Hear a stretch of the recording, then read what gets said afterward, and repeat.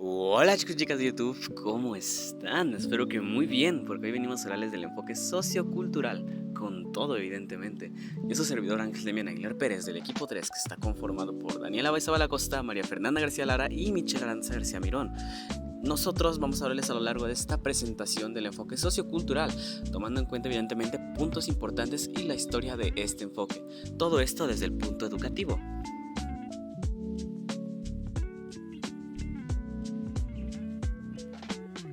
Para entender esta teoría, primero necesitamos situarnos en el contexto en el que surgió. La teoría sociocultural de Vygotsky se desarrolla a finales de los años 20 y principios de los 30, en un Moscú influenciado profundamente por el marxismo y los cambios sociopolíticos de la Revolución Rusa. Este ambiente revolucionario tenía un enfoque en el potencial de las personas y en el impacto de la sociedad en el desarrollo individual. Vygotsky, un psicólogo soviético, desarrolló sus ideas trabajando con niños con necesidades educativas especiales. Este contexto fue crucial ya que le permitió observar cómo las interacciones sociales, el lenguaje y la cultura tenían un papel fundamental en el desarrollo cognitivo. En el objetivo de este enfoque se puede encontrar que se busca explicar las relaciones entre la acción humana y las situaciones culturales, institucionales e históricas en las que se realiza dicha acción. Esta teoría, basada en el legado de Vygotsky y desarrollos contemporáneos, se enfoca en cómo el contexto y las interacciones sociales influyen en la actividad humana, en particular en el campo educativo. Ahora revisaremos 4 métodos clave que los investigadores usan para analizar el desarrollo psicológico. El método 1, análisis experimental evolutivo. El investigador interviene artificialmente en el proceso evolutivo. La idea es observar cómo estos cambios provocados influyen en el desarrollo y así poder entender mejor cómo ciertos factores pueden afectar o potenciar el crecimiento psicológico. Método 2. Análisis genético comparativo. Aquí se compara el desarrollo de personas con interrupciones naturales como deficiencias sensoriales o algún tipo de patología, con el desarrollo de personas sin estas interrupciones. Este método nos permite observar cómo los cambios en el proceso de desarrollo afectan a quienes pasan por experiencias diferentes. El método microgenético analiza en detalle cómo se forma una función o una habilidad específica en un corto periodo de tiempo y en condiciones controladas. Esto nos ayuda a ver cada pequeño paso que ocurre durante el desarrollo de una habilidad psicológica. Por último, tenemos el método funcional de la doble estimulación. En este caso se utilizan signos, símbolos para ayudar a una persona a resolver una tarea dada. Esto es fundamental para entender cómo las herramientas simbólicas y mediadoras pueden influir en el desarrollo psicológico. El enfoque sociocultural, así como los demás enfoques, tiene sus principales representantes. En el caso del enfoque sociocultural son 3, Lev Vygotsky, Jerome Brun y Barbara Rogov. El más importante de estos 3 es Lev Vygotsky, que fue un psicólogo ruso que nació en 1896 y murió en 1934. Este psicólogo se caracterizó por darle la importancia al entorno social y cultural en el desarrollo cognitivo y el aprendizaje. Esto lo llevó a crear el enfoque sociocultural. Seguimos con Jerome Brun, que fue un psicólogo y profesor estadounidense que vivió entre 1915 y 2016. Este ayudó a proyectar este enfoque. Y por último, Barbara Rogov, profesora universitaria que contribuyó y vive en la actualidad con 74 años, naciendo en 1950. A continuación vamos a explorar algunos de los conceptos más importantes del enfoque sociocultural en psicología. La mediación se refiere a cómo nuestra interacción con el entorno está influenciada por herramientas y signos culturales, y uno de los más importantes es el lenguaje. Esto significa que no solo pensamos o aprendemos solos, sino que usamos cosas como el lenguaje, los símbolos o incluso libros o tecnología que nos ayudan a entender mejor el mundo. La zona de desarrollo próximo es la distancia entre lo que una persona puede hacer por sí sola y lo que puede lograr con la ayuda de alguien más experimentado, como un profesor o un amigo, Imagínalo como ese momento en que estás muy cerca de entender algo, pero necesitas un pequeño empujón. Con esa ayuda puedes lograr más de lo que podrías solo. En el enfoque sociocultural, el aprendizaje es principalmente un proceso social. Aprendemos al participar en actividades con otros, ya sea en la escuela, con amigos o en casa. Esta interacción social nos permite no solo aprender información nueva, sino también adquirir habilidades y formas de pensar que no podríamos desarrollar por nuestra cuenta. Por último tenemos el andamiaje. Este es el apoyo temporal que un maestro o alguien con más experiencia le da a un estudiante para ayudarlo a entender algún tema nuevo. A medida que el estudiante va ganando confianza y entendimiento, este apoyo se va retirando poco a poco hasta que el estudiante puede trabajar de manera independiente. En este enfoque podemos encontrar 3 principales características. Primero, hablemos sobre la importancia del contexto. Desde la perspectiva sociocultural, las prácticas educativas no son simplemente procesos naturales o individuales. En realidad, están profundamente influenciadas por el contexto social e histórico en el que se desarrolla.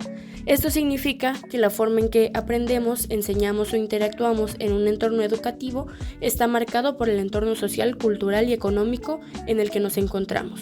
Por ejemplo, una práctica educativa en una comunidad rural puede ser muy distinta a la de una gran ciudad, ya que el contexto da forma a cómo se percibe el aprendizaje y qué métodos son más valorados.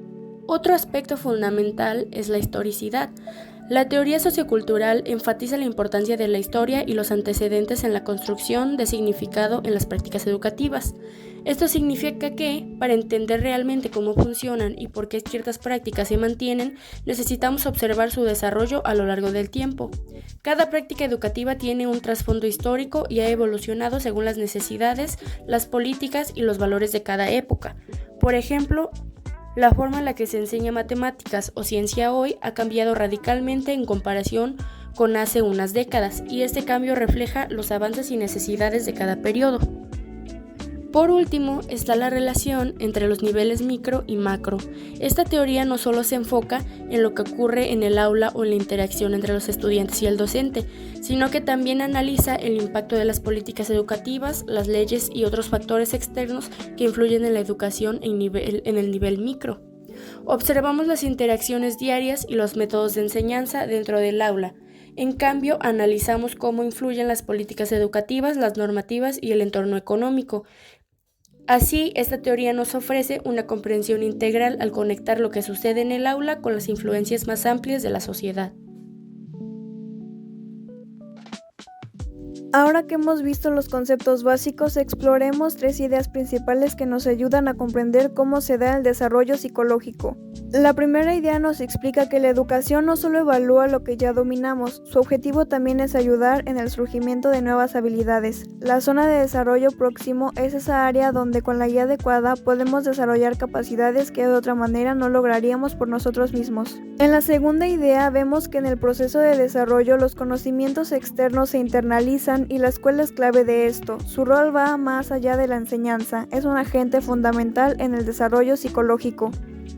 Por último, hay que tomar en cuenta que la interacción con otros miembros del grupo social actúa como un puente entre la cultura y el individuo. Gracias a esta intervención de otros, especialmente en un ambiente escolar, los niños pueden...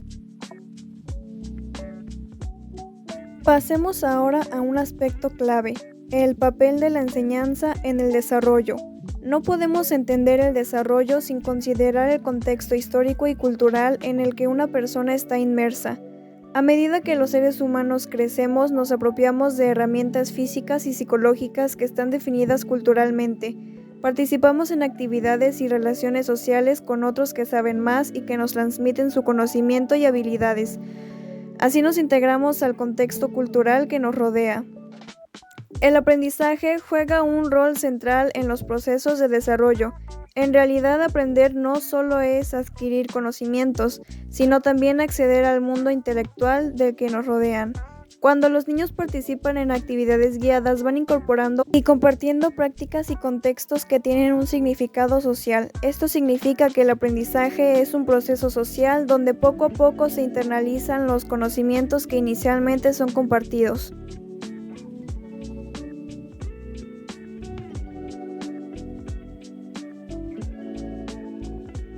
Psicológico. La primera idea nos explica que la educación no solo evalúa lo que ya dominamos, su objetivo también es ayudar en el surgimiento de nuevas habilidades. La zona de desarrollo próximo es esa área donde con la guía adecuada podemos desarrollar capacidades que de una manera no lograríamos por nosotros mismos. En la segunda idea vemos que en el proceso de desarrollo los conocimientos externos se internalizan y la escuela es clave de esto. Su rol va más allá de la enseñanza, es un agente fundamental en el desarrollo psicológico. Por último, hay que tomar en cuenta que la interacción con otros miembros del grupo social actúa como un puente entre la cultura y el individuo. Gracias a esta intervención de otros, especialmente en un ambiente escolar, los niños pueden desarrollar y fortalecer sus capacidades cognitivas y emocionales. La teoría sociocultural nos muestra que el aprendiz es, ante todo, un ente social. Esto significa que su aprendizaje y desarrollo no ocurre de forma aislada, sino que se nutren de las interacciones con otras personas como familiares, docentes, compañeros y miembros de su comunidad. Es un ser activo y protagonista que participa activamente en la construcción de su conocimiento, moldeado por las relaciones y contextos sociales en los que ha estado inmerso a lo largo de su vida. En este enfoque, el conocimiento no se adquiere solo desde el individuo, sino que pasa por dos etapas fundamentales, el plano interindividual y el plano intraindividual. Primero, el conocimiento se construye en el plano interindividual, es decir, a través de la interacción con otras personas. Aquí es donde el aprendiz observa, participa y comprende los conocimientos en conjunto. Luego, este conocimiento se internaliza en el plano intraindividual, donde el aprendiz lo hace propio, lo adapta y finalmente lo usa de manera personal y autónoma, como si el aprendizaje primero ocurriera entre personas y luego dentro de la persona. Después de esta internalización, el aprendiz puede utilizar ese conocimiento de manera autónoma. Ha pasado de ser un conocimiento compartido a uno personal, lo que le permite aplicarlo en diferentes situaciones, ya sea en la resolución de problemas, en sus estudios o en la vida diaria. Este proceso resalta la capacidad del aprendiz para reconstruir el conocimiento y adaptarlo a sus propias necesidades y experiencias. El maestro es visto como un mediador y facilitador del aprendizaje. Su tarea no es solo dar respuestas, sino guiar al estudiante dentro de su zona de desarrollo próximo.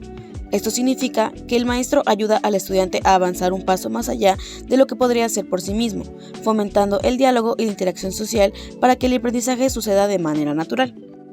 En el enfoque sociocultural, el conocimiento se construye a través de la interacción social y el uso del lenguaje. Al participar en actividades sociales y comunicativas, los estudiantes absorben las prácticas culturales y cognitivas de su entorno. El lenguaje, especialmente, actúa como una herramienta que permite internalizar el conocimiento compartido y construir un entendimiento propio y personal. Evaluación. El enfoque sociocultural, como los demás enfoques, cuenta con una forma característica de evaluar el aprendizaje, ya que todos los enfoques evidentemente cuentan con una forma diferente. En el caso del enfoque sociocultural, este está enfocado en la interacción social y el progreso dentro de la zona de desarrollo próximo. ¿Cómo se hace esto? Pues con el uso de métodos cualitativos, los cuales son las observaciones, diálogos y entrevistas y portafolios. ¿Por qué estos métodos? Bueno, pues esto es porque se promueve así el desarrollo sociocultural, el desarrollo social y cultural de los individuos, y a la hora de que se promueve esto, se promueve el aprendizaje de forma sociocultural, evidentemente como lo dice el enfoque. El enfoque sociocultural, así como los demás enfoques, cuenta con sus fortalezas y limitantes. En el caso del enfoque sociocultural, una de estas principales fortalezas es la contextualización del aprendizaje, ya que a la hora de que el individuo aprenda desde el enfoque sociocultural se necesita tener un amplio conocimiento del contexto en el que éste vive. ¿Por qué? Porque así podemos saber qué se le debe enseñar y cómo se le debe enseñar para que pueda ser mejor en ese contexto sociocultural. Siguiendo con la siguiente fortaleza, que sería la zona de desarrollo próximo, ZDP, que se refiere a la diferencia entre lo que un aprendiz puede hacer sin ayuda y lo que puede hacer con ayuda, facilitando una enseñanza más efectiva. Y por último, la énfasis en la interacción social. Este enfoque subraya la importancia de la interacción social en el aprendizaje, destacando cómo los individuos aprenden a través de la colaboración y el diálogo con otros. Ahora pasaremos a las limitantes de este enfoque, que son, y listamos 3.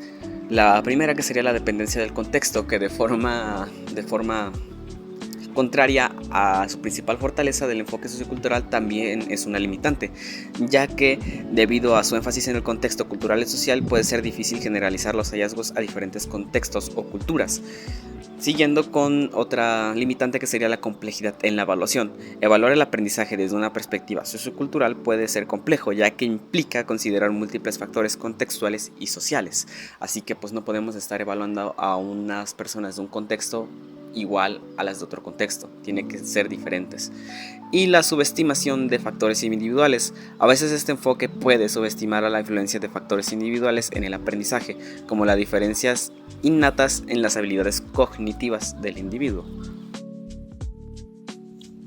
Eso es todo por hoy sobre el enfoque sociocultural. Espero que esta información te haya resultado interesante y que te ayude a ver cómo nuestras relaciones y el entorno influyen en nosotros más de lo que imaginamos. Si te interesa saber más sobre el enfoque sociocultural, aquí tienes algunas recomendaciones de videos y artículos que abordan el tema. Gracias por estar aquí y por interesarte en aprender un poquito más. ¡Hasta pronto!